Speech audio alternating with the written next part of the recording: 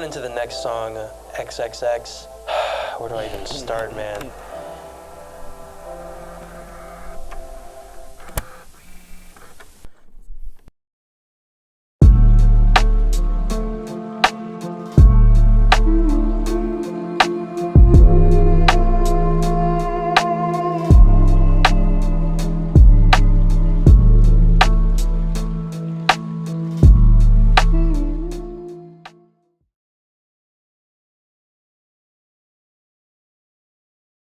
Get my thinking face on. Serious. Okay. You know, Matt, I think I've given it enough thought. I think I know where to start now. With Triple X, you know, just one of the most powerful, provocative songs, I think, on the whole album. While Love evokes this feeling of intoxicating optimism, you know, it's like the most different song on the album because, you know, love is kind of like a different part of the brain to a lot of people. You know, this song makes you feel super cynical and honestly kind of outraged at some of the things going on in this country. Starts off with this idea of America.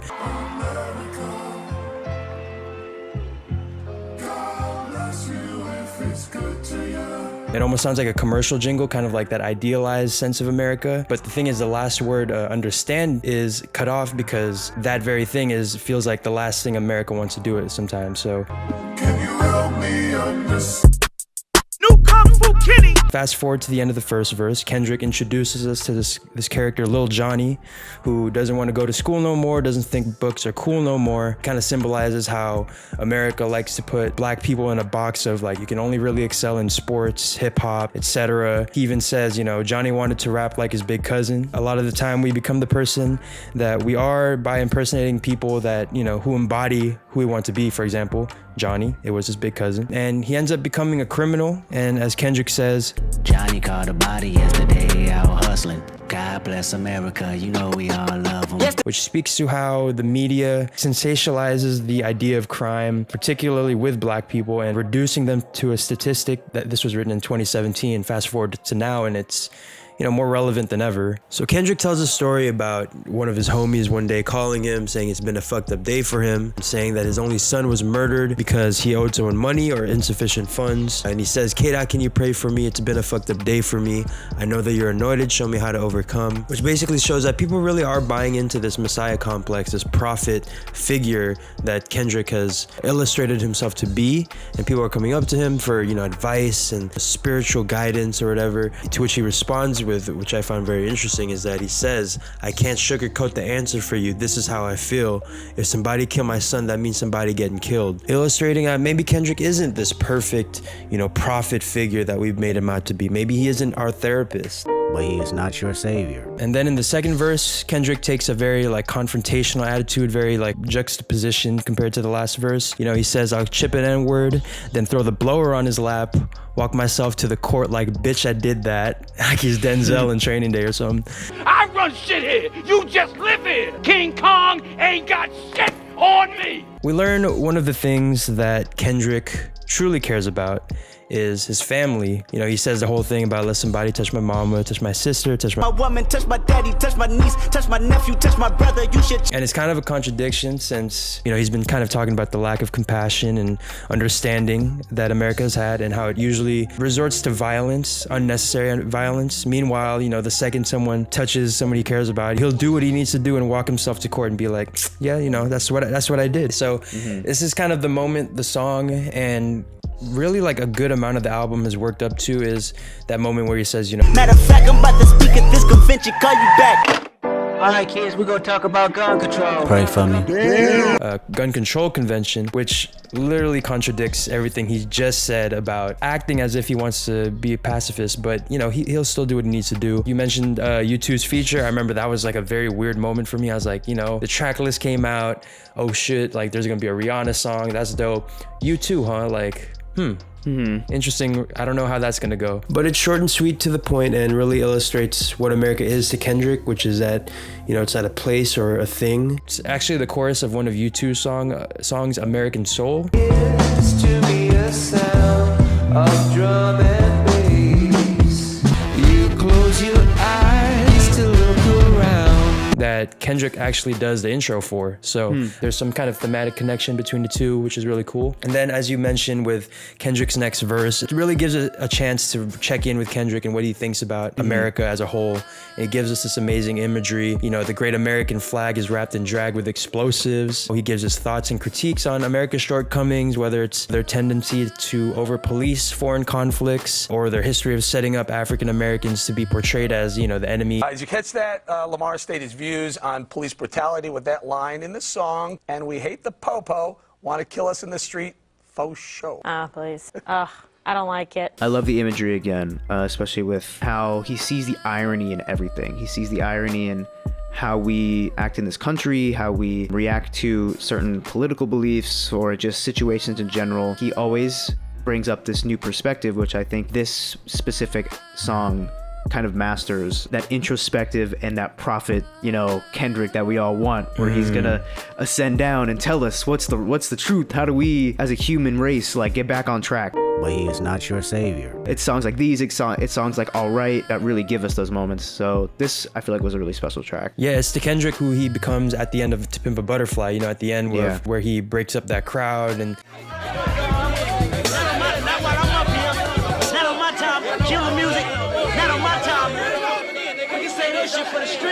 fully realized version of Kendrick that I think is really cool to see. But he's still kind of struggling with that as we see throughout the album. The last line of the song, which is You close your eyes to look around.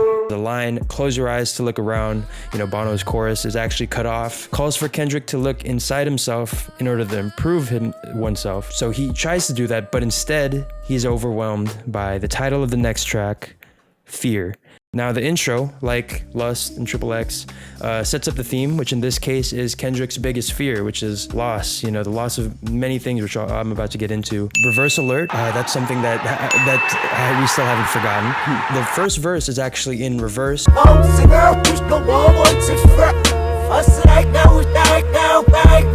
Further gives this like prophetic image, like we were just talking about, of Kendrick sounding like he's talking in tongues. It also actually serves as a cool intro to the scheme of the song, where all of the different verses kind of take place at different ages. The first verse is from the perspective of Kendrick as a 7-year-old and actually identifying, you know, the source of his trauma, which is seeing his mom struggle to make ends meet and take out her frustrations on him, you know, the harshness of I beat your ass, keep talking back. I beat your ass, who bought you that? You stole it. I beat your ass if you say that game is broken. I beat your ass if you jump on my couch. That could also represent kind of how God constantly tested the people in the Bible in order to grow. Fast forward to the second verse, Kendrick as a 17-year-old, seeing kind of the entire world for the first time for, you know, what it is, and being scared of the possibility of death. He has that first couple bars where he speculates on how he would die. I probably die anonymous. I probably die with promises. I probably die walking back home from the candy house. I probably die because these colors are standing out. But the thing is, he fears that, not only he fears, but expects to die being kind of the pacifist in the situation and doing normal things, you know, just as a result of people being scared of the color on his skin. You know, when he says, I'll probably die from witnesses leaving me false accused or trying to diffuse two homies arguing. I'll probably die from someone with blue badges tackling me down to the ground. Right. Just so many different images of that fear of death, you know, which is very real and very tangible for Black people in America. We fast forward to the third and fourth verse. It's kind of more in the present day, particularly with the third verse. It's him kind of looking back at how his fears have only grown in the decade that passed between the second verse and now. He says, when I was 27, I grew accustomed to more fear. Accumulated 10 times over throughout the years. And at the age of 27, his biggest fear seems to be, you know, losing money, which makes sense because that was probably when his career was really starting to take off. He even references an instant in 2015, someone who was featured earlier, Rihanna. Her accountant went missing after losing Rihanna $9 million, which is what the song Bitch Better Have My Money is about. God damn. Bring me what you want. Don't act like you forgot. Bitch better have my money. She just booked it. She's with Tupac right now. Yeah. Going into the fourth verse, this is present day Kendrick, since now he doesn't just fear about material things or getting his ass beat or death or anything like that. Now he fears losing creativity, losing his loved ones, having to choose between wickedness or weakness, making the right moral choice. In this verse, the revelation is that he realized that the suffering he's going through is necessary in order to be that prophet figure that we're talking about, you know, and To Pimp a Butterfly, that he becomes at that point. Kendrick made you think about it, but he is not your savior. That he is struggling with throughout this album. You know, he gains perspective and realizes that the pain and burden he feels right now is kind of a means to an end. It's kind of like when he says, what happens on earth stays on earth, which was actually, as he said on Big Boy. The whole process. Did you ever have another album title for Damn? Yep. What was it? What happened on earth stays on earth. What happens on earth Stays on earth. Why not that? That's a long ass title. It's a long. It would have been a cool album title, not gonna lie, but I like just like the simplicity of like, damn, you know? It's probably because after every freaking song, when he goes into so much depth, you just gotta say, damn.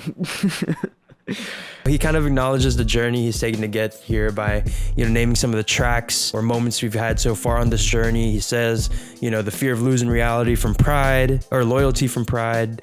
I fear that my humbleness is gone, that it's wickedness or weakness. Kendrick has been giving us this image of, you know, him wanting to smoke the fear away. So it's kind of cool when, you know, he ends the whole song with this lucid stream of consciousness that, you know, ends with him saying, Within 14 tracks, carried out over wax, wondering if I'm living through fear or living through rap. Damn. Goddamn you. That living through fear, living through rap bar is another way Kendrick shows us, you know, this duality that he's almost defined himself with, as he questions, you know, if he's still alive today because of his fear, his hesitancy to, you know, participate in gang activities with his family, or because, you know, he has all the luxuries and security of being a rapper. It's almost like survivor's guilt in a way, and he's just trying to figure out how to best justify his whole existence, you know, and his whole lifestyle now that he, you know, coming from Compton and now being this famous star. How does he deal with that? In that way, this song kind of parallels Feel in terms of being kind of like a rant, but the way both of those songs end, you know, Feel ends with this kind of somber note, whereas Fear ends, contrastingly to the title, it ends on a hopeful note. You know, just the way he says damn, it's almost like this big, like I said before, this big realization moment. I think on Fear, what's interesting is how, if you've seen other people talk about how much of a lyricist Kendrick Lamar can be, in terms of literally to like a mathematical standpoint, you know, like where he raps a whole 16 in every single bar, he like is counting up a number, or like he's recalling back to something he said like 4 bars ago and then bringing it all back again, you know, like this kind of use of playing with like the rap medium, I guess, is what is always really interesting when he goes into it, and what he talks about when he does those, you know, those kind of lyrical loopholes. And in this specific song, Fear, the reason why he goes in and he lists out every single track on, basically every single track on the album, and then ends it with damn at the end, because every single thing in this track list he is afraid of. And I feel like that's why, you know, you mentioned big brain moment, or like he has this big moment of realization at the end. I think that's representing a certain mindset or a certain awakening that he had, understanding that all the things he fears are basically what is keeping him from achieving that better life, or that better understanding, and becoming one with your life. And so I feel like it's interesting that he brings it up in this way. And to have that cap off with that voicemail from Uncle Carl, you know, first of all, it has that Goddamn you, goddamn me, goddamn us, goddamn we, goddamn us all. That final like song of despair before we get that great voicemail from Uncle Carl, which Matt went into a little bit on part 1, that essentially states that these things he's been struggling with, you know, not feeling like anyone's praying for him, being this prophet figure, you know, having pretty much like the weight of the world on him, and having that weight come out in words that have to mean something to a lot of people is kind of beyond his control, as it's a struggle that God has bestowed onto the Israelites. It's sort of like retribution or reparations for, you know, their sinful behavior. The song ends with Kendrick receiving what he's been yearning for pretty much all album, is just like a little bit of love, you know, someone who's praying for him. Uncle Carl says, I love you, family, and I pray for you. God bless you.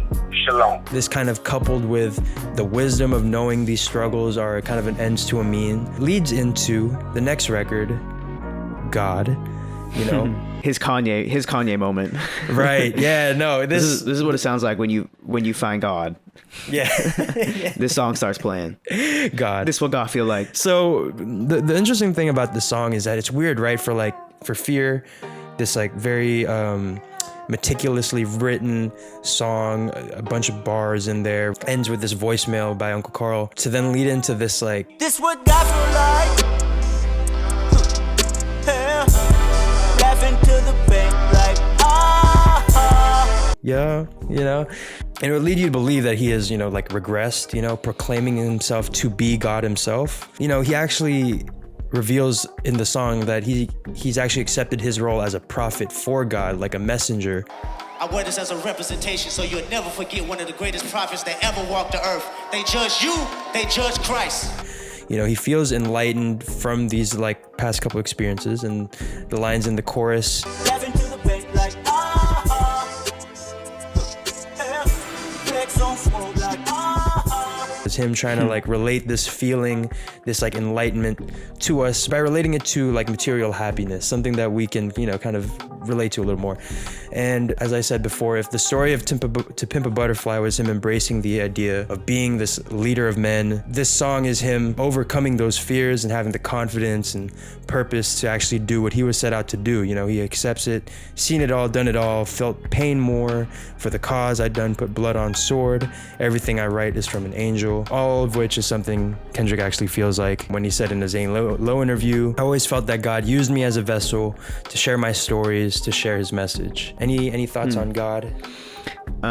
Yeah, I think it's interesting. This is definitely Kendrick's victory lap moment. You know, he's talking about running to the bank or laughing to the bank. You know, he's definitely just kind of riding off the high of just his success at this point. And when Damn came out, he had, you know, Section 80, and then he had Good Kid, Mad City, To Pimp a Butterfly. All of them were like wildly loved. So I feel like at this point, he's talking about cashing in on those checks, you know, just like finally he made it. And, you know, he even talks about like talking about when he wanted to be a kid, or when he was a kid, he wanted to be a rapper. And like, look, now I'm like the rapper. So that's what I love about this song, is how braggadocious it is. But Kendrick, the humble man he is, you know, has to bring it back to more humble than J. Cole? No, he's intellectual. Okay. Yes. Okay. He's not humble about that.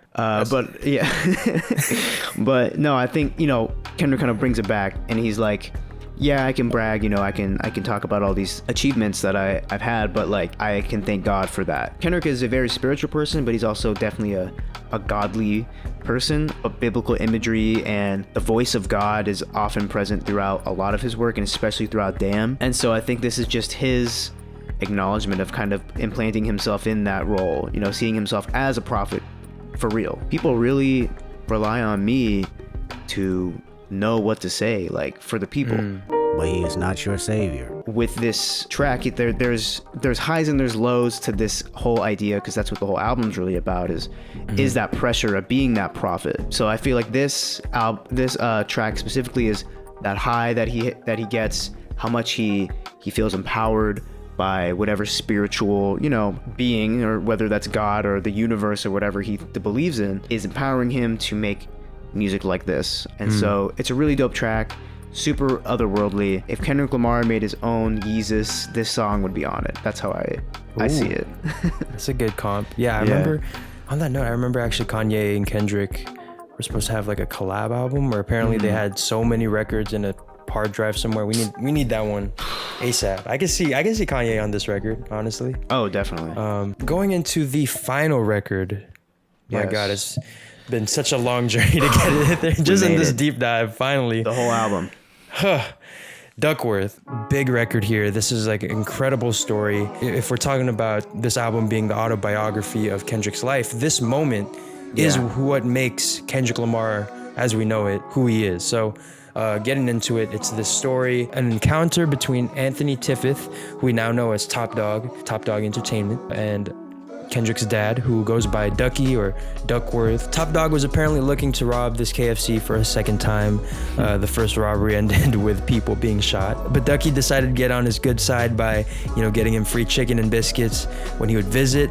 And as a result, Top not only spared Ducky's life, but actually became friends with him. The story finally answers the question that the album posed. Literally the very first thing we hear, is it wickedness or weakness? Songs like DNA and Element really show us that, you know, growing up from Compton, Kendrick was taught not to choose wickedness over weakness, or, you know, violence over compassion, lust over love. He even says in DNA that, you know, he's had this lifestyle ingrained in his DNA since 2nd grade. So fast forward to the story on Duckworth, you have Ducky choosing compassion or choosing weakness and breaking this generational cycle of violence, and as a result, something amazing was born. One of, if not the greatest rapper of all time, Kendrick Lamar. Then you start reminding them about that chicken incident. Whoever thought the greatest rapper would be from coincidence? Because if Anthony killed Ducky, Top Dog could be serving life while I grew up without a father. In a gunfight, and that gunshot, you know, that could have killed Ducky, actually brings us into this weird, like, time loop breaking moment here that takes us to the very beginning of the album. Like, it actually plays, you know, reverse alert again. The ending is like sounds of from the album played in reverse. My DNA, cocaine cornices, born like this, she make you lick Kind of calling back to that moment. We're going to put it in reverse. All of those foreshadowings kind of come to light here in this moment, and it takes us to the very, very beginning of the album with... So I was taking a walk the other day. So what was your reaction to that ending? What did you think it meant? How has that evolved over time? What do you think about just like the ending of this album in general? Yeah, I think the first time I heard it, I definitely was like, wait a minute. Like, that was more than just a closing track to the album. That meant that there's more to the first listen, for sure. And I think that moment in and of itself was a super, like, just really transcendent, magical moment I had, where I was like, whoa, like, this was kind of like the album was like breaking the fourth wall, if that makes any sense. It's like sometimes when you go through the story of the album, like, beginning, middle, end, it's done, and that's it. And like, you know, that's great. That's a perfect, I love narrative albums. I mean, that's some of my favorites. You know, you look at After Hours, like an incredible beginning, middle, end. Like, it's a whole journey. Good Kid, Mad City. Good Kid, Mad City. It's literally a short film, you know, by Kendrick Lamar. It's been done well many times, but when I heard this, it was like, wait a minute, like, it was almost like there's like a post-credit scene or something, you know, like there's something lying like beneath the surface that even after you listen to it once, there's more meaning. So I thought I just have to restart it and listen to it again. But then, of course, when we did the part 1 of Damn and like doing the research for that video, I'm then realizing and learning, like, oh my God, like, so many times he's telling us put it in reverse, or there's reverse samples, or there's, of course, all the reverse alerts for a reason. And it's like this whole idea of how much representation of duality he can throw into this is like, but from bar for bar, contradicting bar for bar, from song title to song title, from beat switches, from playing the entire album forward and backward. There's like this duality, and then that's when it really clicked, where I'm like, this is about life or death. And that's why it's like, damn, you know, it's like, it's that damnation, you know, is it trying to run away from that inevitable? This literally feels like a biblical story. Kendrick has kind of flipped upside down and shown us in a different way how it can be told. So that, I think, is where the genius and the magic lies of this entire project. Oh my God. Yeah, I just need to rant about the concept of damn a little bit more, because fuck, man, some of you waited 2 years for this video, so might as well. So it's that you start off with blood, and it's this question of, is it wickedness or weakness? And then you get this gunshot. Is it wickedness? That sets up the time loop we get at the end of the album with Duckworth, takes us right back here to the very first song, which is just insane. We're introduced to Kendrick's character in DNA, Yaw, Element, you know, songs to illustrate that he's a little rough around the edges, and go on this journey of self-discovery, tying up loose ends along the way, culminating with Duckworth, where, you know, we get the full origin story of Kendrick, not just Kendrick the rapper or person, but also Kendrick the prophet, you know, like this idea of Kendrick. And then if you put it in reverse, it becomes a whole other album about a man unraveling and drowning in his sorrows and his luxuries, and, you know, ending up, you know, dying at the end. You know, it's a life or death within this album. So really cool concept. I do want to kind of run through the album as if we were playing it from reverse. We can start at the end, which in this case is the beginning. So starting off with Duckworth, I want to discuss a quick little theory that I've heard people mention that kind of started because of the Damn Collector's Edition that came out, which is basically the same album but backwards and with a different album cover. I just think it was meant to illustrate to the people like, look, this is the other way to enjoy this album. Real Kendrick Lamar fans listen to the Damn Collector's Edition in reverse. Yeah. That's how is the purest way of listening to Damn. Yeah, on vinyl, of course. On vinyl. Like, people have talked about that this is like the alternate universe where Top killed his father, which I think is cool. But just like we said for part one, we just kind of want to focus on how this affects Kendrick and the progression as a character, as opposed to all the different layers this could be. Because I don't think you guys want to wait for a part 3.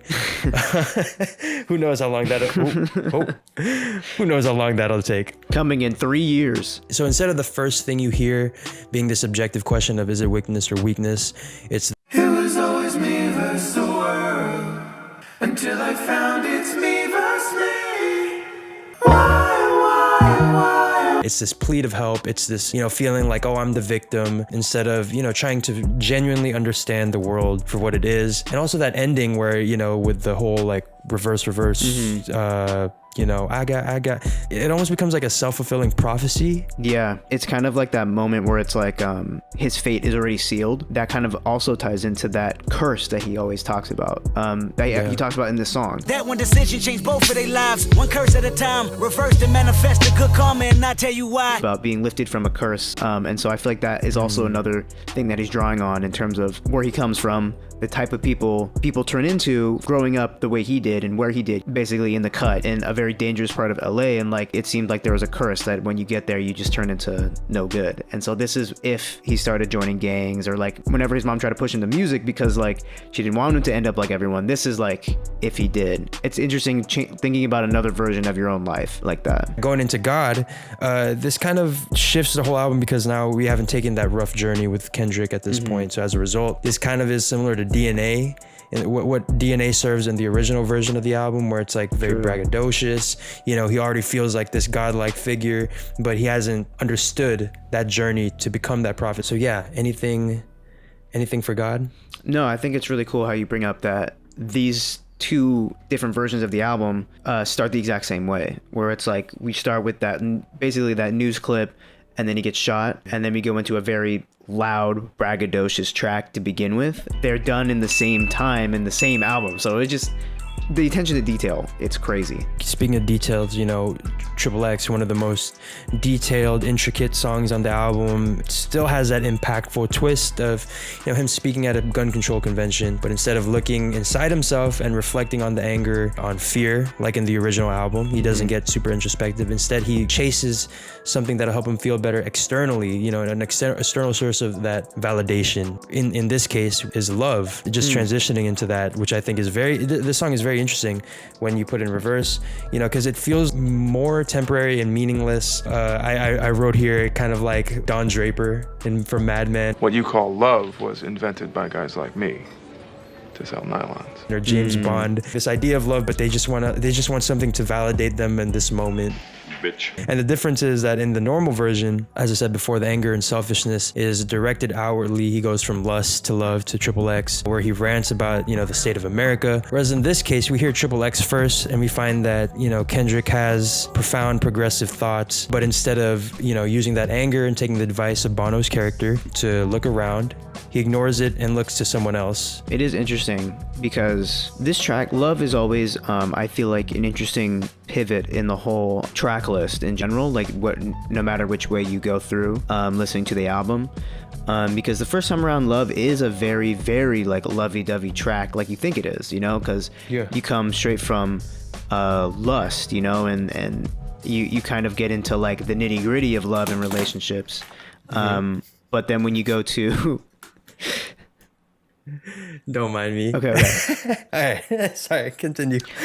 But when you go from XXX to Love, it's like all of a sudden you have this much bigger question that has been posed and introduced by Kendrick, and then we go straight into something that's almost seemingly superficial, like what does this song about love and relationships have to do with like the economic state of the world, like that.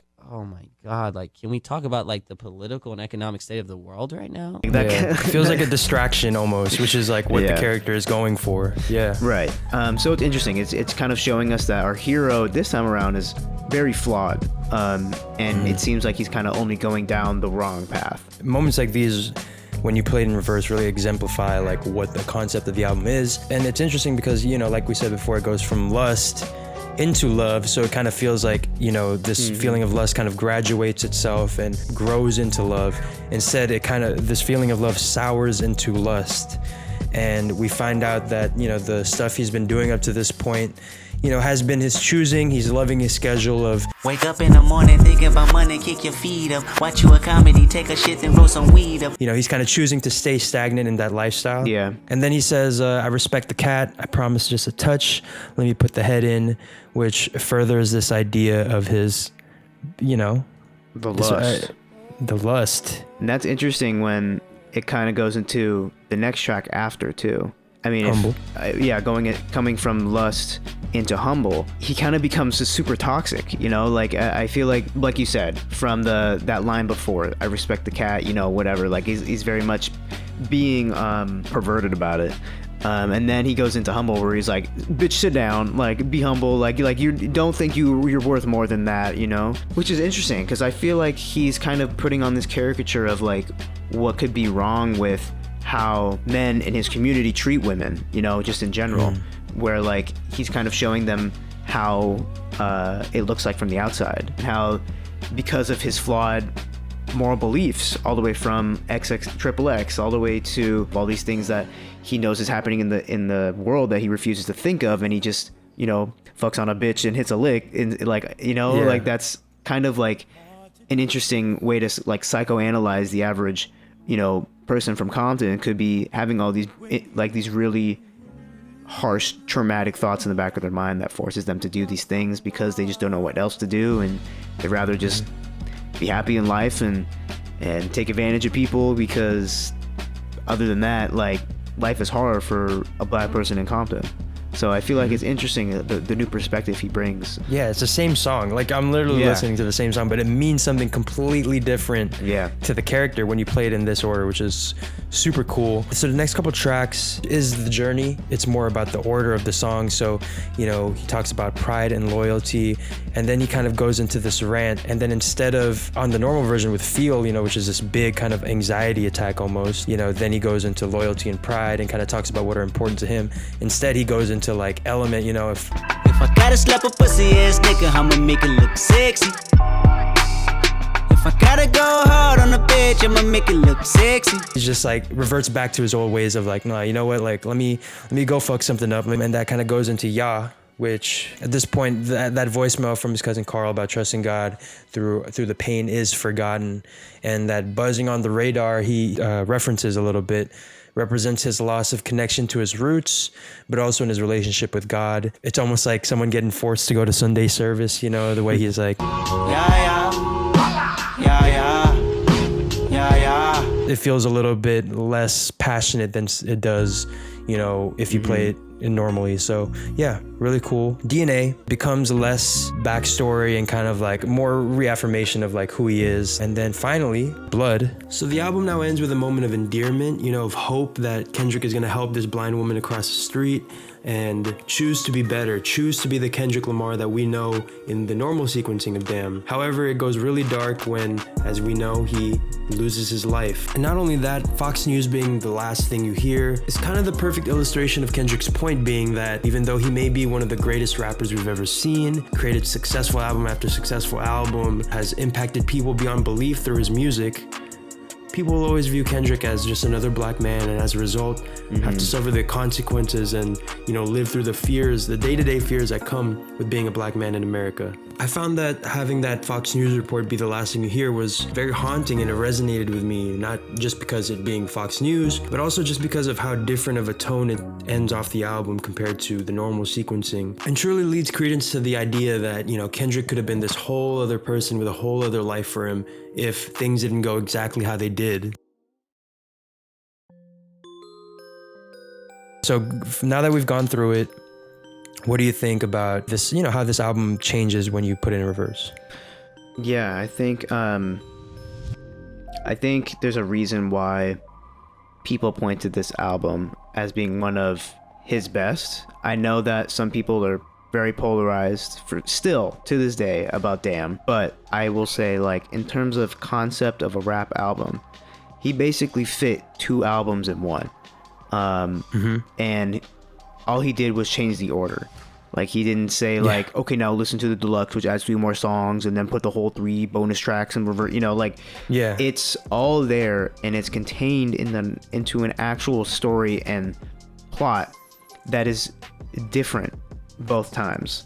I don't think anyone else could ever do that like Kendrick did here. And this concept is so, like, it requires so much psychoanalysis of yourself and your life that not many rappers would want to go this deep. You know, like, they wouldn't want to, like, kind of deconstruct every single thing and every single facet of, like, the way they're brought up in their environment and the way that they're treated by the country and stuff like that, and, like, but he does. And so I feel like this album I can always jump back into and say, like, okay, which one do I want to, like, listen to today? Like, do I want to listen to kind of that more dark, twisted version of it where it ends in this very potent and very striking note?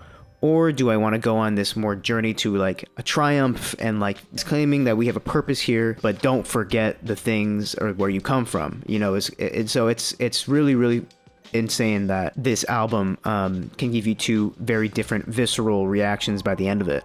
And that's just kind of a testament to Kendrick Lamar just as an artist and as a person going about their everyday life. Like, I feel like he could be, you know, the way that he thinks about life, it's like, this dude might as well be sent from God. Like, this guy can understand everything and knows why we all do what we do and can explain it to us forwards and backwards, apparently. Yeah, man, and it's also why we're excited for his next album, man. Mr. Morale and the Big Steppers. Yes. Kendrick made you think about it, but he is not your savior. We promise not to divide that breakdown into 2 parts. It's because it'll be a 4-part over the next 8 years. Yes. Every bit, it's going to be our Kendrick Lamar time capsule. So get back to us in 2040 when we have our thoughts. Thank you to everyone who stayed patient with us and waited those 2 long years. Yes. Was it 2 years? No way. So. I think it was like about, let me check, but yeah, if you could kind of, like, go into talk a little bit of why, I mean, I could say it real quick. We kind of lost the files to the explain part 1, part 2. We kind of lost the clips and all that. So we were just like, we'll push it off until Kendrick gives us something to talk about. Didn't realize that would take 5 years. Yeah. Thank you for all the comments. I know there was someone in the DMs, like, screaming, like, please, I need this, like, more than anything. And I hope you're okay. First of all. I know. They were begging. Well, that was it, y'all. That was our full analysis of Damn. Appreciate you guys for your very insightful comments in the part 1. Very excited to read them in part 2. So let us know what you thought about what we talked about, and then let us know what you're waiting and what you're anticipating for the new album. And we'll be down in the comments discussing your hot takes. But yeah. Yep. Thank you all. This has been Damn part 2. We'll see you on the other side. Peace. Boom. There it is.